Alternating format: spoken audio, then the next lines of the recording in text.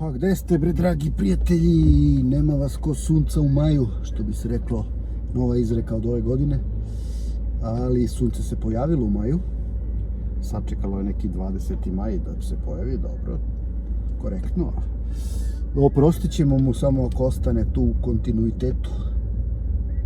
Desit će se to za ovaj vikend, a već za dalje vidjet ćemo.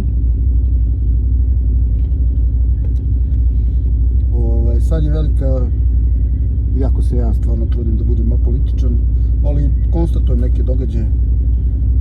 Desila se velika sad rasprava, dešava se u stvari. Da li se desio narod ili se nije desio narod? Ja verujem da ne. Ne znam da li jedna druga nacija ima takav izraz desio se narod. Dobro, mogli bi da imaju Rumuni. Jer ne znam da li znate kako je došlo do Čaušeskovog pada. Da li je to bila 89. 90. više ne znam nije koje godine tačno. Ne, 91. nije. Tako, 89. 90.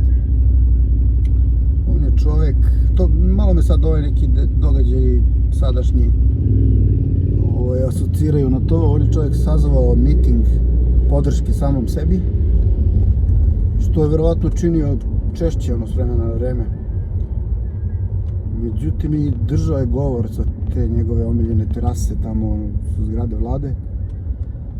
Međutim, samo je jednom masa počela da se komeša.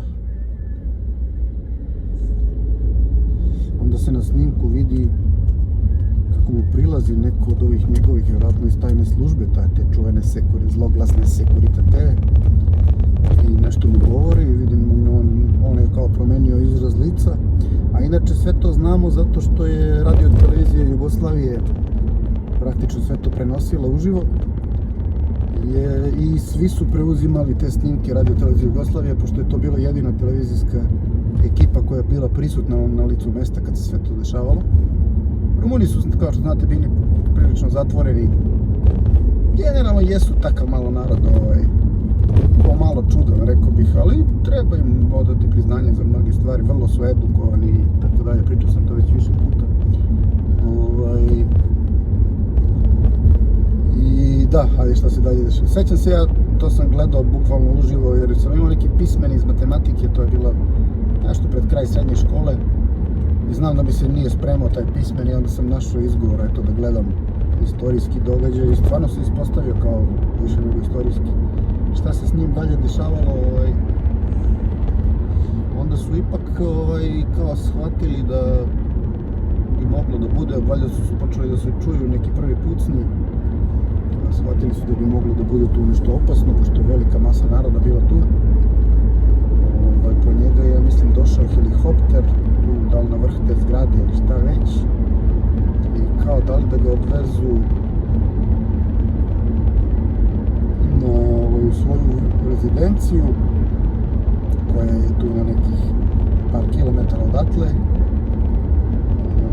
Imam te videoklipove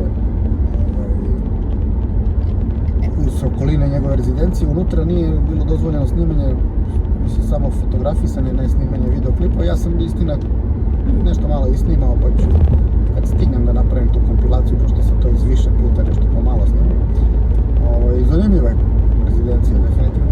No da ne skrećem mnogo s teme kao što to umem. Onda su valjda samo pokupili njegovu ženu Elenu, ne znam, vezano za decu, da su njih, i ipak odvezli u jedan grad, da li ja mislim u onaj Plostrov, tu neku vojnu kasarnu koja je kao bila više nego bezbedna, da bi vidjeli šta će da se desi. Među vremenu su u gradu dešavali obračuni između mase i, verovatno, pripadnika te tajne policije, pa je nešto kao tu, valjda, kako se sjećam, i vojska izašla, međutim vojska je manje više bila na strani naroda. Znači, jednom kad su shvatili da je vrag odnao šalu, onda su, šta ima vojska da bude na ulicama, mislim, znaš se čemu služi vojska. To je greška bila mnogih diktatora. Sećam se i onih scena iz Albanije. ranije, kad se svrgavao albanski režim, pa vojska bila toliko nešto loše opremljena, tako su izveli na ulice da su ti ovi demonstranti gađali kamenicama, a ovi su onda uzimali te kamenice i gađali nazad, mislim, otprilike tako je to izgledalo. Dobro, u Rumuniji je bilo puškaranja, ono, međutim, verovatno se tu već desio neki dogovor između te nove buduće rumunske vrhuške i tih glavnih generala tajne policije, vojske, čega god, i ove obične policije. I onda su ovi shvatili koliko je sati, da nije više smisleno čuvati Čaušeskua. I šta su onda? Onda su ti njegovi generali u toj istoj vojnoj bazi organizovali brzinsko suđenje, to je sve se dešavalo u nekoliko dana. Brzinsko suđenje i osudili ih na smrt, bukvalno ono u roku od istog dana. I da se kao kazna izvrši istog dana, te su ih tu na licu mesta i pogubili, Nikolaja i Jelenu, a decu naravno ne. Nisu baš bili kao Rusi da pobiju sve Romanove, uključujući i djecu. Tako da, tako se to odigralo, ali eto jedna vrlo interesantna stvar je da je sve to uživo prenosila Radio-televizija Jugoslavije, koja je, kažem, bila jedina televizija. Možda su posle došle još neke ekipe, ali te najvažnije događaje je snimala samo naša televizija. I koliko se ja sećam, direktno prenosila, verovatno na drugom programu.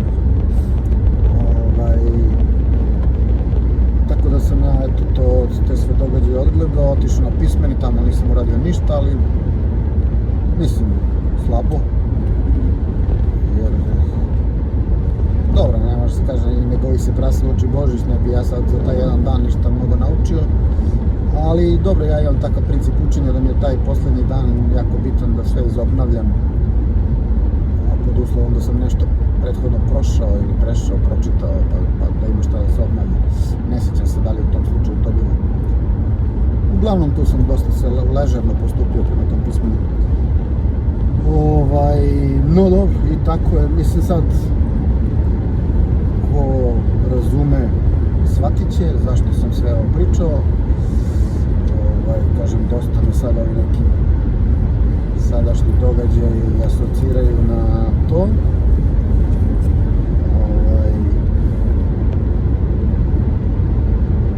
Možda i grešim. Generalno, stvarno, ajde, moram malo da se ipak umešam u politiku, jako se trudim da budem potpuno političan. Stvarno mi nije jasna poenta ovog mitinga organizovanog.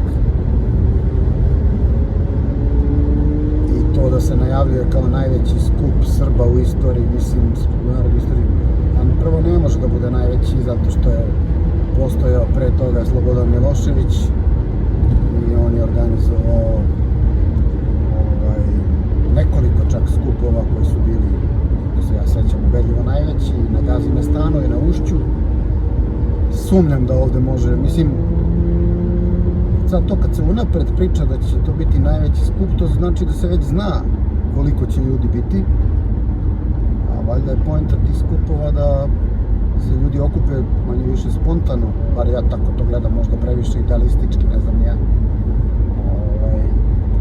Sad ako se već zna koliko će biti ljudi, to znači da je već mašinerija kompletna uradila, da oni imaju to već, što se kaže, potpuni plan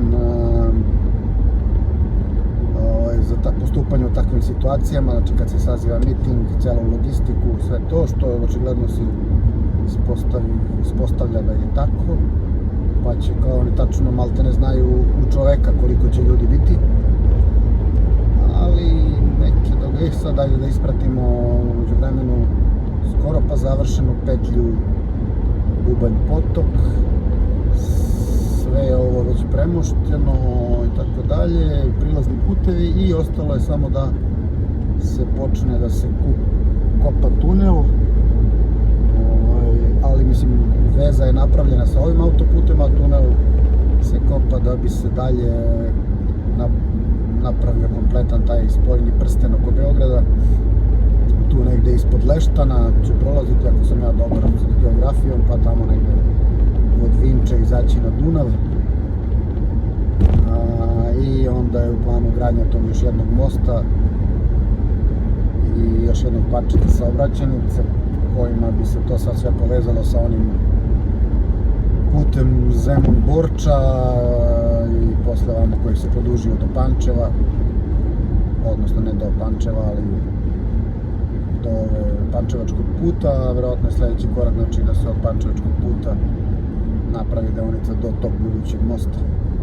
Kontam da je tu most ipak najkompleksnija stvar za gradnju, pa su pretpostavljeni njega, pa i ovaj tunel će vjerojatno biti izazovan, pa su to ipak ostavili za kraj, ali ono što je bilo najvažnije je urađeno, rekao bih, spojeno je sa ovim autoputem, znači time su se spojila dva glavna autoputa u Srbiji, Beograd-Niš i Beograd-Čačak ili Beograd-Jadran. Do Čačka je kompletan, ajde da kažem, do Jadrana još nije. U stvari ovde nije Beograd-Niš, pošto je završeno sve do Preševa, znači u ovom slučaju Beograd-Preševo i ajde da kažem, s druge strane Beograd granica sa Crnom Gorom, pri čemu su Crnogorci već odradili jednu deonicu njihovog autoputa koji bi to trebao da povezuje posle da se izađe na južni Jadran. Što je bio vekovni san Srba da imaju, što se kaže, lak pristup Jadranskom moru, što će se u ovom slučaju i desiti. Sad, koliko sam shvatio, zvanično otvaranje kompletne ove obilaznice do ovog autoputa se planira za julu, ako sam dobro shvatio. Tu imam jednu malu zamerku, trebalo je možda uraditi sve što je bilo u njihovoj moći, a sve je u njihovoj moći, da se ta deonica završi pre početka letnje sezone, jer jun je već mesec kada počinje jedan deo sezone, da kažem predsezona, jul, ajde da bi kad bi se završilo do 15. juna, to bi onda imalo mnogo, ajde da se tako izrazim, mnogo više smisla nego da se završi 15. jula. Ali dobro, možda su postojali i objektivni razlozi, a subjektivne slabosti su sigurno postojale, tu nema dileme. I ono o čemu sam često pričao, evo Srbije u proleće, sad je ova kiša koja je padala dobrano, natopila zemlju, sad kad krene vegetacija to više mali hoće to posle da isprati.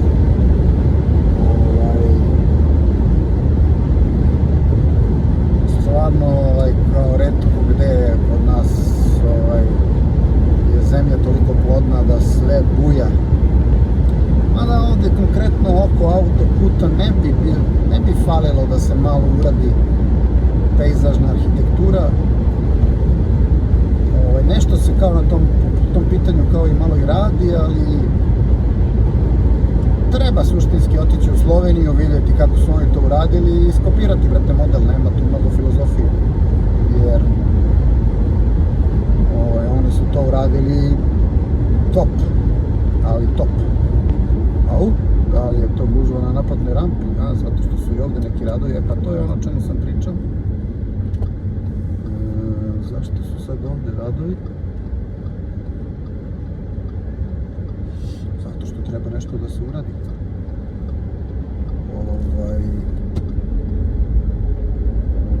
Nadvožnjak je nov, ne znam da nema, ne, ovdje se nešto radi na neke cevi, ne znam, nije ni bitno. Evo Roda, evo gore Rode na... Vratili su se Rode i to odavno, već sam ih viđao. Zanimljiva ptica, definitivno. I evo mi polako prilazimo petlji ono što se nekad zvalo Buben potok, a sad se zove Vrčin. Mislim, ovo se uvek zvalo Vrčin, ali naplatna rampa je nekad bila na Buben potoku, a sada je ovdje kod Vrčina. I ova nova naplatna rampa stvarno moram da pohvalim, delo je impozantno i dobro funkcioniše, stvarno nikad nije bilo čekanja, jer ja uvek volim da pohvalim kad je nešto dobro urađeno. Nisam od onih koji na sve imaju zamerku. Ovde je recimo ovo dosta dobro urađeno po mojim laičkim standardima. Dobro, dragi prijatelji, veliki pozdrav, pa se čujemo uskoro ponovo.